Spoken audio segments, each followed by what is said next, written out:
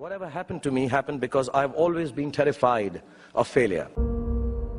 I don't want as much to succeed as much as I don't want to fail. I come from a very normal, lower middle class family. I saw a lot of failure. My father was a beautiful man and the most successful failure in the world. My mother also failed to stay long enough with me to see me become a big movie star. At an early age after my parents died, I equated poverty with failure. I just didn't want to be poor. So when I got a chance to act in films, it wasn't out of any creative desire. It was purely out of the fear of failure and poverty. Most of the films I signed were discards of better-known actors, and the producers could not find anyone else to do them. I did them all to make sure that I was working to avoid unemployment.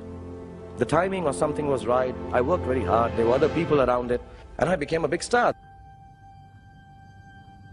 You have to know and learn that life is not just a checklist of acquisitions, attainments, and fulfillments. Instead, life is difficult and complicated, and beyond anyone's control. The humility to know it will help you survive its vicissitudes.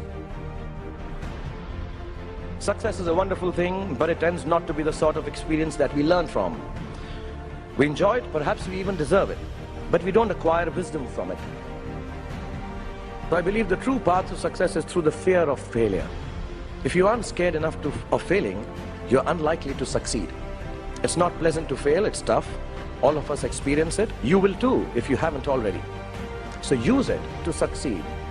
It is your response to failure that actually helps to buffer the reverses that you experience. Repeated failure has taught me to stop pretending I'm someone else. It's given me the clarity to stick to things that really matter to me instead of distracting me from my core. Don't be afraid of being afraid. Be afraid of not facing your fears and failures. Do not be afraid to defy conventions. Do not be afraid to destroy systems that kill art and your souls. Do not be afraid to be hungry, and do not be afraid to walk alone if necessary, because on a tightrope, we all walk alone.